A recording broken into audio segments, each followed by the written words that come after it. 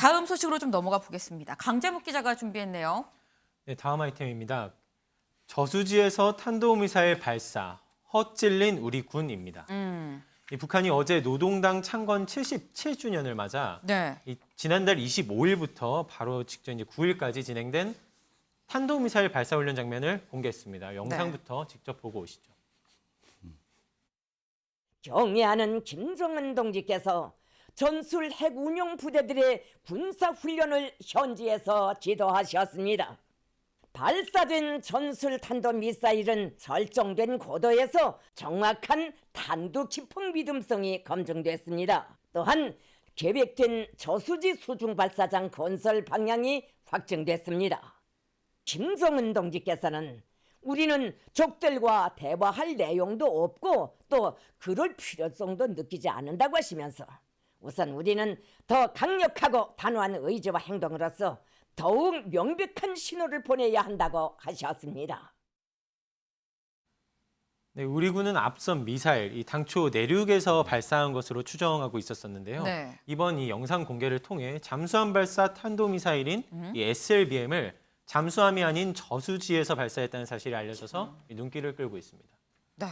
아니 근데 그렇다고 한다면 우리 군은 그 당시에 발표했었던 게 내륙, 특히 내륙은 내륙인데 이동식 발사대에서 발사한 것 같다라고 그렇게 얘기를 했었습니다. 이수아 기자. 네. 우리 군은 왜 그렇게 추정했던 거예요, 그때? 네, 일단 군이 국민을 안심시키고 싶은 부분이겠죠. 이 미사일 발사 자체를 전혀 모르고 있었던 건 아니다라는 부분을 일단 강조하는 모습이었습니다. 네. 이 북한의 미사일 발사에 대해서 이미 25일 도발 전부터 이 태천, 그러니까 이 미사일이 쏘아 올려진 인근에 이 징후가 있다라는 걸 포착을 하고 감시하고 있었다는 점을 강조를 했고요. 네. 그럼 포착은 했는데 왜 네. 이거를 이동식 발사대 지대지 미사일이라고 추정을 한 거냐. 네. 이 부분에 대한 기자들의 질문에 대해서는 이 우리 감시 능력 관련 부분이기 때문에 구체적인 설명을 할 수 없다라고 조금 말을 흐렸습니다.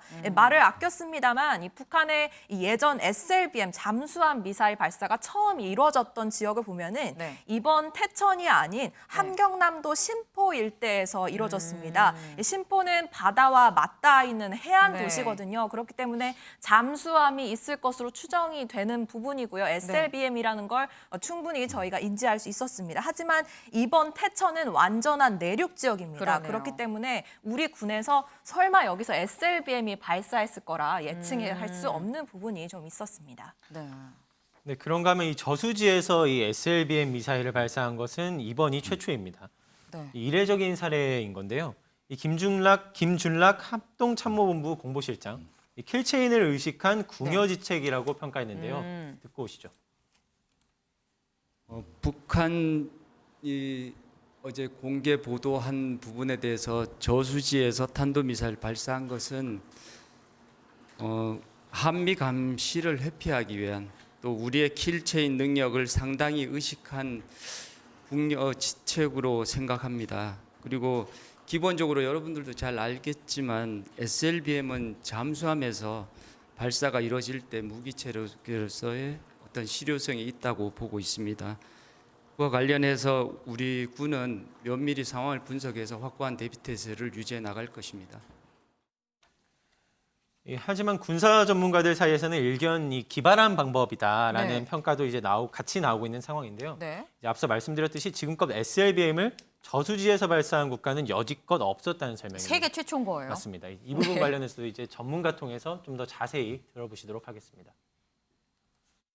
저수지를 굳이 택한 이유가 있을까요?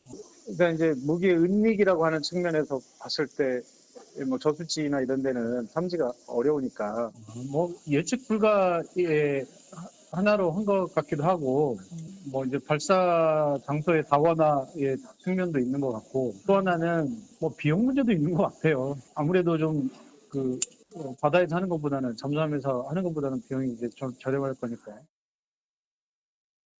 네, 지금 전문가는 비용 문제도 있지 않겠느냐. 아무래도 저수지에서 하는 게 좀 더 저렴하니까 할 수도 있다라는 말씀을 지금 주셨습니다. 근데 이게 뭐 저수지에서 쏘든 바다에서 쏘든 일단 우리가 예측이 되고 예측을 해서 뭐 요격을 할 수 있는 방어가 되면 사실 문제가 전혀 없는데 문제는 이게 지난 7월에 우리 군에서 지대지, 그러니까 대륙에서 대륙, 땅에서 땅으로 한 것처럼 이 예측을 판단했었던 것처럼 제대로 이게 예측을 못하는 거 아니냐, 앞으로도 제대로 예측이 되겠느냐 하는 의구심이 생겨서 아니겠어요? 네, 방금 교수님 말씀 듣고 왔지만은 이렇게 발사 장소가 다양해지는 거잖아요. 열차 네. 위에서도 쏘고 그쵸. 그다음에 저수지에서도 쏘고 이렇게 된다면 우리 군의 미사일 탐지가 어려워지는 것은 사실입니다. 이 북한에 지금까지 알려진 저수지만 1,800여 개가 된다고 하고요. 네. 이 중에서 미사일 발사대 설치가 가능할 것으로 보이는 대형 저수지는 거의 수십 개에 달할 것으로 보입니다. 그럼 그만큼 저희가 감시망을 넓혀야 된다는 얘기도 되고 네. 또 이 발사대가 물속에 있다면은 이 정찰기나 아니면 위성을 통해서 발견하기가 매우 힘들 것으로 예측이 됩니다. 그렇기 때문에 이 발사 정보를 얻기 쉽지 않겠다라는 분석이 나오고 있습니다. 하지만 그나마 좀 다행인 소식은요. 네. 이 SLBM 그러니까 잠수함 이 미사일이라고 불리는 네. 이 미사일들의 가장 무서운 부분이 계속 네. 잠수함이 움직이기 때문에 어디서 쏠지 모른다라는 부분이거든요. 이동식 발사대를 가진 미사일이다. 이 부분이 굉장히 위협적인 부분인데 저수지라고 하면은 고정된 지형입니다. 그러니까 이 그러네요. 안에 발사대를 설치한다면 움직여봤자 저수지 아닐 테니까. 사실상 SLBM의 가장 강점을 포기하는 것이다라는 얘기도 나오고 있거든요. 그래서 그리 위협적이지 않다라고 하기도 하고요. 네. 또 앞으로 이 한국의 관찰 역량을 계속 확대해 나갈 것이기 때문에 이 킬체인의 이 영향력은 그리 작아지지 않을 것이다라는 네. 긍정적인 해석이 있습니다. 네, 지금 뭐 저수지에서 미사일을 쏘는 정말 기상천외한 방법까지 등장하고 있는 그런 상황입니다. 지금 뭐 김정은 위원장이 적들이랑 대화할 필요성을 느끼지 못한다, 그럴 필요성이 없다라고 얘기했다는 내용까지 지금 전해지고 있는데 윤경호 위원님, 이거 북한 우리는 어떻게 대응을 해야 되는 걸까요? 김정은 위원장의 이런 얘기들, 그러니까 대화할 필요 없다 이런 네. 강력한 부인일수록 빨리 나와라 라는 거죠. 얘기하고 싶다. 그렇습니다. 나와라의 대상은 우선은 미국이죠. 네. 자기들은 항상 얘기한 정전협정의 대상자는 미국이니까 미국과 핵협상도 하겠다. 네. 체제 안정, 체제 인정을 위한 협상하자. 근데 미국이 지금 트럼프 행정부 후반부부터 네. 지금 바이든 행정부까지 북한에 대해서 우선순위에서 한참 뒤로 밀어놨잖아요.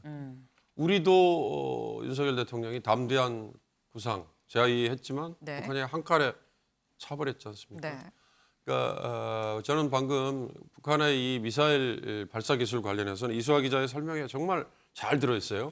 고정형이냐 이동형이냐 이게 중요한 거죠. 그게 네. 열차를 포함한 차량에서 이동하면서 쏘든 또는 잠수하면서 쏘든 이게 무서운 거거든요. 기동성이 있어야 무서운데. 그렇습니다. 왜냐하면 고정된 거점을 알고 있으면 그걸 정밀 타격을 할 수가 있는데 그게 킬체인인데 네. 이 이동하고 다니면 불가능하고 더군다나 잠수함은 미국을 향해서 북한이 과시를 할 때 미국 태평양에 근접해서 날릴 수도 있잖아요. 그러면 네. 장거리 발사 기술을 갖지 않아도 그걸 충분히 공격을 할 수 있다. 이것 때문에 SLBM이 위력이 있는 거니까 그런 여러 가지 것들을 지금 다 보여주고 있는 건데 결론은 우리가 이렇게 위력을 과시하는 만큼 빨리 나와라.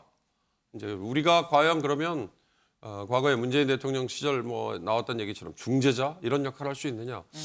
저는 역시 미국이 북한의 핵 문제에 대해서 비핵화, 한반도 비핵화에 대해서 얼마만큼 우선순위를 부여하느냐 결국 이 문제인데 지금 미국이 11월 8일 중간선거 앞두고 있기 때문에 당분간은 아마 미국 쪽도 반응을 보일 가능성 굉장히 낮다 그렇게 보입니다. 일단 윤경호 위원님은 지금 북한이 계속해서 이렇게 정말 기상천외한 방법까지 동원해서 도발을 하는 이유, 결국은 대화하고 싶어요라는 러브콜을 보내고 있는 거다라는 해석을 좀 해주셨습니다. 그런데 뭐 북한이 미사일을 쏘는 건 쏘는 건데 강재훈 기자, 미사일 쏘는 이 참관 현장에서 좀 다른 사람이 등장을 했습니다. 리설주 여사가 등장을 했어요. 네, 이 설명과 함께 사진을 좀 같이 봐보실 텐데요. 네. 이번 대규모 미사일 발사 현장에 김정은 위원장의 부인 이 리설주 여사가 말씀하신 것처럼 등장했습니다. 네. 이 김정은 위원장이 발사 현장으로 리설주 여사를 이 동행시킨 모습이 공개된 것은 이번이 네. 사실상 처음입니다. 주로 현지 시찰이나 이 공연 관람과 같은 비군사 활동에 동행하고는 했었죠. 근데 여기 사진을 봐보시면 이제 그 같은 색 점퍼를 입고 얼굴을 저렇게 찡그린 채로 네. 귀를 막고 있는 듯한 이게 모습인데요. 네. 이 최고 지도자 부부가 그리고 또 이제 귀를 막고 미사일 발사를 구경하는 모습을 통해서 이 북한의 초대형 방사포 위력을 강조하려는 속내가 담겨 있다. 이런 분석이 나오고 있는 중입니다. 네, 이종훈 위원님. 사실 리설주 여사가 이렇게 아무데나 막 등장하는 사람이 아니거든요. 근데 아까 강재묵 기자가 뭐 거의 최초다라고 지금 얘기를 했습니다. 군사 활동에 있어서 이렇게 거의 미사일 쏘는데 최초로 등장한 목적 뭐라고 봐야 될까요? 글쎄요, 뭐 여러 가지 해석을 하게 하는데요. 네. 일단 저 사진만 본 느낌은 실감 나지? 예, 그런 그 네. 느낌을 받았습니다. 조금 네. 전에도 이제 그 위력을 이제 전달하기 위해서 뭐 저런 이제 장면을 연출한 거 아니겠느냐라고 이제 얘기를 하셨는데 네. 일단은 그런 그 좀 사진 느낌상으로 봐서는 네. 일단 그런 게 좀 강하고요. 글쎄요, 리설주 여사가 향후에 뭔가 이 또 다른 어떤 정치적 역할 뭐 그런 것을 하기 위해서 통상적으로는 과거에는 네. 이렇게 이제 출몰이 잦아지면 뭔가 역할이 부여가 되곤 한단 말이에요. 네, 그래서 네. 뭐 그런 게 아닐까 이런 추정도 좀 해보긴 합니다. 일단 사실 리설주 여사가 등장을 하면 뭐 우리나라 지금 저희 프레스룸이 다루는 것처럼 다른 데서 리설주 여사까지 왔다고 하고 좀 이목이 집중되는 부분이 분명히 있긴 있습니다. 지금 대화하고 싶어라고 북한이 얘기를 하는 게 맞다면 그만큼 좀 세계적인 집중도를 좀 높이려고 하는 게 아닐까 하는 생각도 드는 대목입니다.